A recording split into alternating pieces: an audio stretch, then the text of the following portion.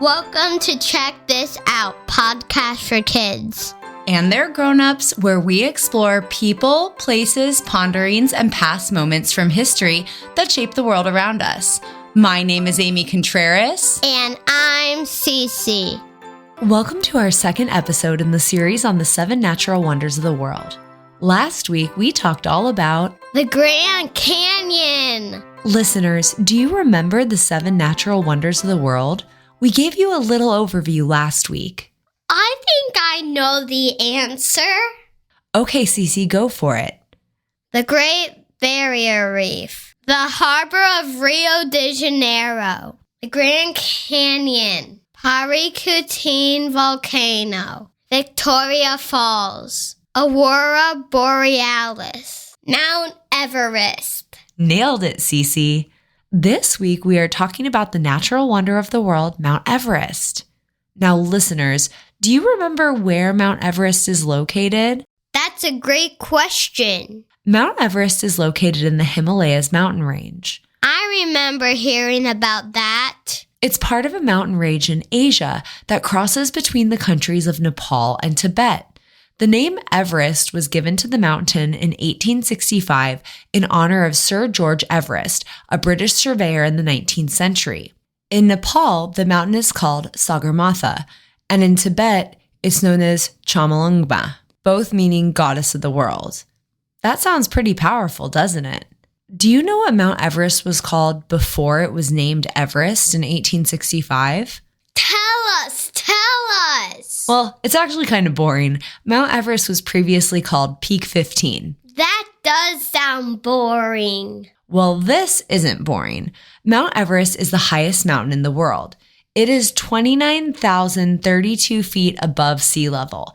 That's higher than any other mountain on Earth. Can you imagine climbing that high? No. It's like stacking almost 5 Empire State Buildings on top of one another. Wow! So it's super high. For context, Mount Everest is over 29,000 feet above sea level. Humans can't survive for long periods at those heights. There's something called the death zone on Mount Everest. Do you want to guess what that is? I don't know. Well, the name is a lot like what it sounds like. Because Mount Everest is so high, when people climb it, they climb into something called the death zone. When a person gets above around 8,000 meters, which is right about 26,247 feet, they enter the death zone. This super high altitude means the atmosphere can't sustain human life for an extended period. When you're that high up, there are really low oxygen levels, and humans need oxygen to function, not just to breathe, but to make our organs and our bodies and our brains work too. Good to know. You may be wondering what happens to humans in the death zone. Yeah! The biggest thing is people who climb Mount Everest who make it into the death zone go through something called oxygen deprivation, or not getting enough oxygen. This impacts your brain and your organs, like your lungs or your muscles. Our bodies are highly sensitive to oxygen levels, and when they don't get the oxygen they need, their ability to work is impacted. Oh my goodness! For context, the highest recorded altitude that humans live at in a permanent way is 5,100 meters, or about 16,700 feet high. So over 10,000 feet lower than Mount Everest. This is many, many thousands of meters and feet below the death zone, which starts at a little above 26,000 feet high. Mount Everest is so high, you can't just go to the mountain and start climbing. Climbers first have to go to the Everest Base Camp, which is at the foot of the mountain. Base camp is at the height of around 5,300 meters, and climbers have to spend anywhere between 4 days to a week at base camp to get used to the high altitude before they begin trying to climb this natural wonder of the world. That makes a lot of sense. I share all of this with you to put into perspective a couple of things. 1, just how high Mount Everest is. 2, just how dangerous it is to climb Mount Everest. And 3, the physical impact it has on the people who choose to climb this natural wonder of the world. Got it. So if you weren't clear before listening to our podcast, Mount Everest is really, really high and super hard to climb. But it's not just high, it's also freezing cold. Here's a fun fact. The warmest average daytime temperature in July is only about -2 degrees Fahrenheit on the summit. In January, summit temperatures average -33 degrees Fahrenheit and can drop as low as -76 degrees Fahrenheit. Climbers also don't just have to deal with the cold, they have to deal with winds that can reach more than 100 miles an hour. I can imagine. Now that you know some of the facts, it's time to share some of the historic stories about Mount Everest with you. Tell me everything! The British launched 3 expeditions to Mount Everest in the 1920s. They wanted to be the first to the summit, or to the top. And in the 1924 expedition, George Mallory and Sandy Irvine went missing after being seen about 800 feet from the summit, or the top of the mountain. No one knows whether or not they reached the top. If Irvine and Mallory succeeded, their achievement would have happened 29 years before Tenzing Norgay and Edmund Hillary actually reached the top of Mount Everest, which was in 1953. But this is a mystery of Mount Everest that has yet to be solved. We may never know if they achieved reaching the top of Mount Everest. That's a big deal! Yeah, there was even a National Geographic documentary about the search for evidence of their climb. But the first ever official recorded summit of Mount Everest happened on the 1953 British expedition, when Edmund Hillary and his Sherpa Tenzing Norgay became the first men known to have reached Everest summit. That is quite the achievement. And while Edmund Hillary and Tenzing Norgay were the first men to reach Everest summit, they were part of a much larger climbing expedition. The 1953 group had 350 porters, 20 Sherpas, and tons of supplies to support a crew of only 10 climbers. When they reached the top of the mountain, they only stayed for 15 minutes before turning around and starting their descent or their downward climb. This achievement in 1953 was a big deal. People had been trying to summit or climb Everest starting in the late 1800s. Before those early attempts in the 1800s, there's no record of attempts to climb Everest. The local people consider the mountains to be sacred and the home of the gods. That is cool. After 1953's successful attempts on Everest increased over the years, as well as the number of routes. The 1953 success used the South Col route, which today, if you see pictures of people climbing Everest, is probably the route that people are using. The South Col route is the most popular route to climb, but it's definitely not the only way to reach the top of the mountain. Here's a quick overview. There's a northern route that had been attempted unsuccessfully by 7 British expeditions in the 1920s and 30s. The first successful climb that happened via that approach was made by a Chinese expedition, not until 1960. There's another route, which is called the East Face, and it's rarely climbed, but an American team did make that successful attempt in 1983. There's also some other just amazing climbers who we should call out. The first woman who ever summited Everest was a Japanese climber. Her name is Taibei Junko, and she reached the top from the South Col route on May 16th in 1975. And then the youngest ever climber, Jordan Romero, is from the US, and he became the youngest ever person to climb Everest when he was 13 in 2010. Good for them. All of the expeditions to the top of Mount Everest rely heavily on the help of Sherpas. Sherpas are from the Tibetan culture and descent, and they speak a language called Sherpa. Sherpas have excellent mountaineering skills, and they live at high altitudes, which makes them ideal guides for expeditions up Mount Everest. Sherpas are famous for their speed climbing records, a sense of routes that no one has ever ascended before, expert guiding on the mountain, and just other really important skills that keep people safe and alive on Mount Everest. I want to check out more about that. You should, Cece. Without the Sherpas, many of these expeditions wouldn't have made it.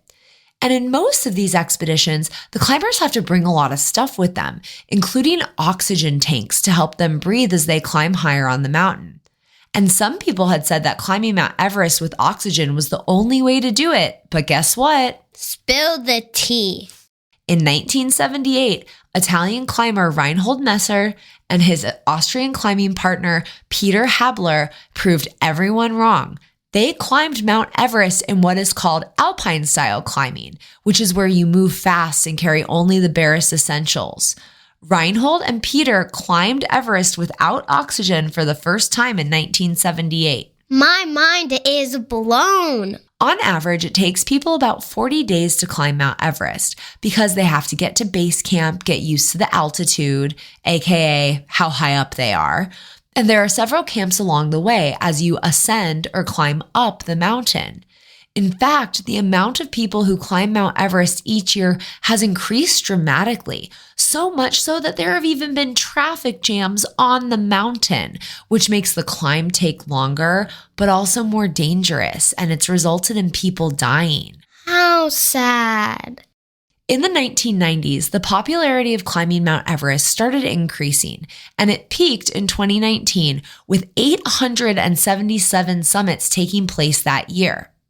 2023 has the highest number of deaths recorded on Mount Everest, with 18 people losing their lives on Mount Everest.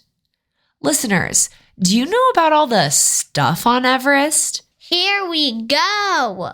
Well, like I mentioned, people die on Mount Everest. However, the bodies of the more than 280 climbers who have died on Mount Everest have not been removed. They're either unreachable or their weight makes carrying them down the mountain extremely difficult. What? Yup. So there are frozen bodies scattered about Mount Everest. But that's not all. There's also actually a ton of trash. What do you mean, Mama? Well, Cece, it's not like the garbage truck can just drive up Mount Everest and pick up stuff. There have been whole expeditions dedicated to just removing supplies and equipment that are left on the mountain by climbers. This includes hundreds of oxygen tanks, but also things like tents, cans, climbing supplies, and human waste. What does that mean? Well, Cece, by human waste, I mean poop. Tons of poop is frozen on Mount Everest. That's funny. Campaigners for a Cleaner Everest estimate that over 17,000 pounds of human poop gets left on Everest per year, and it's getting to be a serious and stinky environmental and health problem. Feces, or poop, does not decompose in the permanently frozen higher altitudes. So to combat more poop from building up, climbers are required to carry their poop off the mountain now. I learned something new today. Yeah, so if you ever decide you want to climb Mount Everest, be ready to carry your poop off the mountain. Cece, we're almost out of time, and we've talked about so much when it comes to Mount Everest and this natural wonder of the world. But there's still so much more to talk about. What to do? Maybe we share just a couple more things with our listeners. Here are 3 of our favorite facts. Fact number 1. While Mount Everest is the highest point on Earth, Mount Everest is technically not the tallest mountain on Earth. Hawaii's Mauna Kea is the tallest mountain from its base to peak at 10,210 meters or 33,500 feet. But this mountain is only 13,796 feet above sea level, which basically means that about half of this mountain is under the ocean. If it was on land, it would tower over Mount Everest, which is just a little above 29,000 feet. Fact number 2. Mount Everest is about 60 million years old. In 1924, explorer Noel Odell was the first to discover marine fossils on Mount Everest, which proved that the Mount Everest area was originally covered by an ocean. The limestone and sandstone on the summit were found to be submarine sedimentary rocks that formed approximately 450 million years ago. Fact number 3. Everest has been summited over 9,000 times. As you remember, the first recorded ascent or climb of the summit of Everest was in 1953. Since then, more than 5,000 people have stood on top of Everest over 9,000 times. Some of them, most of whom are Sherpa guides, have climbed it more than once. And I'm going to give you even one more surprise bonus fact. Mount Everest technically has two heights that are officially recognized. There's the snow height on the top of the mountain, and then there's the rock height. Keep in mind, this can be significant as many feet of snow can exist at the summit or at the top of the mountain. Listeners, we hope you had fun learning about one of the natural wonders of the world and climbing along with us as we explored some of the stories of Mount Everest. But before we let you go, we wrote you a poem. A dangerous place, cold and tall. Mount Everest shows you who you are when you give your all. Thousands of climbers over the many years go into the death zone and face their fears. From Hillary and Norgay's historic climb in 53 to future climbers like you and me. Everest leaves us in awe. Everest inspires. The Sherpas who make it possible, everyone admires. A mountain so high, a climb so cold. Anyone who braves Everest must truly be bold. This natural wonder we observe and explore. Mount Everest's beauty is in our core. Thanks for listening to another episode of Check This Out. We always use verified sources for the stories you hear about. Our sources are Encyclopedia Britannica, National Geographic, and the BBC. Thanks for listening. See you next episode. Don't forget to subscribe.